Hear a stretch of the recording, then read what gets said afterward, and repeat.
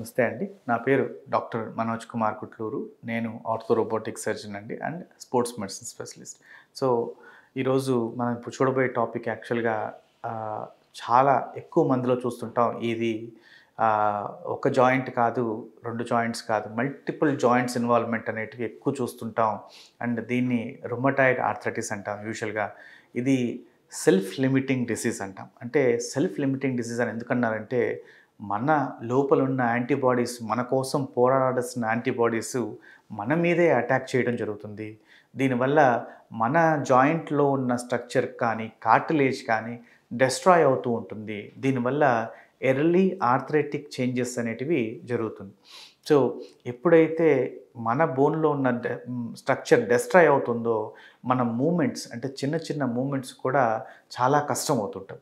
ఇది చిన్న పిల్లల్లో ఎక్కువ మందిలో చూస్తే వాళ్ళని జువెనైల్ ఆస్టియోఆర్థరైటిస్ అంటాం. లేదా జువెనైల్ రుమటాయిడ్ ఆర్థరైటిస్ అంటాం. సో, ఈ జువెనైల్ అనేది చిన్న పిల్లల్లో ఎక్కువ మంది చూస్తుంటాం.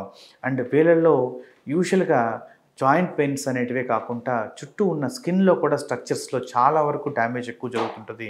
యూజువల్‌గా ఈ జువెనైల్ ఆస్టియోఆర్థరైటిస్‌లో సో, ఎప్పుడైతే బోన్ వీక్ అవుతుందని తెలుస్తుందో వాళ్ళకి ఆస్టియోపోరోసిస్ అనేది సెకండరీ ప్రాబ్లమ్ ఉంటుంది వాళ్ళకి.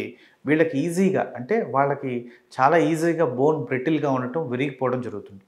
యూజువల్‌గా ఈ ఈ రుమటాయిడ్ ఆర్థరైటిస్ వచ్చిన వాళ్ళకి మార్నింగ్ లేయగానే అంటే పొద్దున లేవగానే వాళ్ళ బాడీ అంతా స్టిఫ్‌గా ఉండటం అండ్ కదలలేకపోవటం లేదా చేతులు కానీ, కాళ్ళు కానీ కొంత కూడా మూవ్‌మెంట్ చేయలేకపోవటం జరుగుతుంటుంది.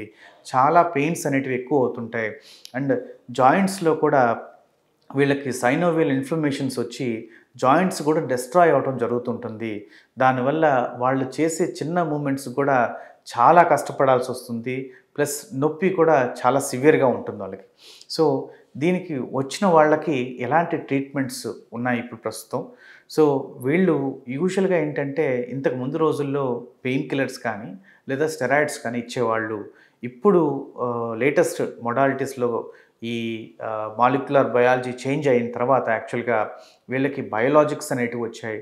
అండ్ నెక్స్ట్ ఈ టొఫాసినిబ్ అని ఇలాంటివి ఇంతకు ముందు రోజుల్లో చాలా కాస్ట్‌లీగా ఉన్న టాబ్లెట్స్ కూడా చాలా తక్కువ రేట్స్‌లోకి ఇప్పుడు ఈ టాబ్లెట్స్ వచ్చినాయండి.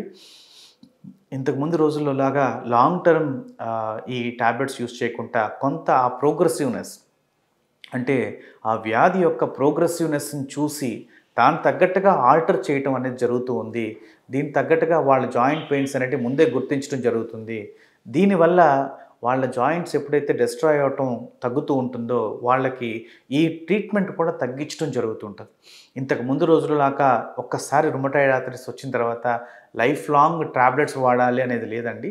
వాళ్ళ సింప్టమ్స్‌ని బట్టి, వాళ్ళ దాన్ని బట్టి సో, వాళ్ళు చలికాలంలో అయితే ఎక్కువగా పెయిన్స్ ఉన్నాయంటే, ఆ చలికాలంలోనే వాడేటట్టుగా దానికి ట్రీట్మెంట్స్ ఉన్నాయి. ఎక్కువగా వచ్చేది కూడా ఈ రుమటాయిడ్ ఆర్థరైటిస్ ప్రాబ్లమ్స్‌లో ఉండే వాళ్ళకి చలికాలంలో జాయింట్ పెయిన్స్ అనేటివి చాలా ఎక్కువ ఉంటాయి. స్టిఫ్‌నెస్ కూడా చాలా ఎక్కువ ఉంటుంది. సో, నార్మల్ ఆర్థరైటిక్ చేంజెస్ ఉన్న వాళ్ళకి కూడా ఈ జాయింట్స్ అనేటివి స్టిఫ్ అవుతుంటాయి చలికాలంలో. బట్ అదే రుమటాయిడ్ ఆర్థరైటిస్ వచ్చిన వాళ్ళకైతే ఈ జాయింట్ డిస్ట్రక్షన్ ఎప్పుడైతే అవుతుందో వాళ్ళు ఒక్క అడుగు కూడా వేయలేని పరిస్థితి. ప్లస్ ఈ ఆస్టియోపోరోసిస్ దాంతో పాటు నడవలేకుండా ఉండటం వల్ల ఆస్టియోపోరోసిస్ కూడా కంబైన్డ్‌గా రావటం వల్ల వీళ్ళ బోను నిద్రలో కూడా అంటే రెస్టింగ్ స్టేజ్‌లో కూడా పెయిన్స్ అనేటివి ఎక్కువగా చూస్తుంటాం వీళ్ళకి. సో, వీళ్ళు తీసుకోవాల్సిన ఆహార పద్ధతులు చాలామంది ఈ రుమటాయిడ్ ఆర్థరైటిస్ ఫ్లేర్ అప్ అవ్వడానికి అంటే మామూలుగా ఉన్నది కూడా డబుల్, ట్రిపుల్ అయ్యి కనపడటానికి చాలా వరకు ఈ దుంపలు తీసుకోవటం గాని అంటే భూమి లోపల పండేటివి తీసుకోవటం గాని ఇలాంటివి తీసుకోవటం వల్ల కూడా వీళ్ళకి ప్యూరిన్స్ అని ఇవి కూడా పెరగటం, యూరిక్ యాసిడ్ కూడా అబ్నార్మల్‌గా పెరగటం, ఈ జాయింట్ పెయిన్స్‌తో పాటు ఈ యూరిక్ యాసిడ్ జాయింట్ పెయిన్స్ కూడా పెరగటం చాలా ఎక్కువగా రెగ్యులర్‌గా చూస్తుంటాం రెగ్యులర్‌గా. సో, ఇలాంటి వాళ్ళ లైఫ్ స్టైల్‌లో చాలా వరకు వాళ్ళు ఎంతో కొంత అంటే జాయింట్ మూవ్‌మెంట్స్ అంటే ఎక్సర్‌సైజెస్ కానీ, లేదా కొంచెం సన్‌కి ఎక్స్‌పోజ్ అవ్వటం కానీ, లేదా వాళ్ళు తీసుకునే ఆహార పద్ధతుల్లో కొంత ఈ కాల్షియం కానీ, లేదంటే మైక్రో మినరల్స్ ఉండేటట్టుగా ఈ సెలీనియం కానీ, మెగ్నీషియం కానీ ఇవన్నీ కూడా ఈ మజిల్‌ని స్మూతెన్ చేయటం, మజిల్ టైట్‌నెస్‌ని తగ్గించటం, వాళ్ళ జాయింట్ మూవ్‌మెంట్స్‌ని పెంచటం జరుగుతుంది. దీనివల్ల వాళ్ళకి ఈ రుమటాయిడ్ ఆర్థరైటిస్ అనేది చాలా వరకు వాళ్ళకి రెమిసెన్స్ అంటే తగ్గటం జరుగుతూ ఉంటుంది. సో, దానివల్ల వాళ్ళు రెగ్యులర్‌గా అంటే ఇంతకుముందు వాళ్ళు చేసుకునే చిన్న చిన్న జాబ్స్ కానీ, లేదా చేసుకుని వెళ్ళేవాళ్ళు కూడా వాళ్ళు మళ్ళీ తిరిగి ఆ జాబ్స్‌కి వెళ్ళటం జరుగుతుంటది. యూజువల్‌గా రుమటాయిడ్ ఆర్థరైటిస్ స్టార్ట్ అయిందని తెలుసుకోవటానికి కూడా ఫస్ట్ ఇనిషియల్‌గా స్మాల్ జాయింట్స్ ఇన్వాల్వ్ అవుతాయి. దాని తర్వాత ఒళ్ళంతా కూడా అంటే బాడీ మొత్తం కూడా జాయింట్ పెయిన్స్ అనేవి స్టార్ట్ అవుతూ ఉంటాయి. యూజువల్‌గా విత్ జువెనైల్ ఆర్థరైటిస్‌తో పాటు psoriatic rheumatoid arthritis, psoriatic joint rheumatoid arthritis అనేది కూడా చూస్తుంటాం యూజువల్‌గా. ఇది స్కిన్‌తో పాటు జాయింట్స్‌ని కూడా ఇన్వాల్వ్‌మెంట్ ఉంటుంది. ఈ జాయింట్స్ ఎప్పుడైతే ఇన్వాల్వ్ అవుతుంటాయో చాలా వరకు వీళ్ళకి రుమటాయిడ్ ఆర్థరైటిస్ ట్రీట్మెంట్‌తో పాటు స్కిన్‌కి కావాల్సిన ట్రీట్మెంట్ కూడా చేయాల్సొస్తుందండి వీళ్ళకి.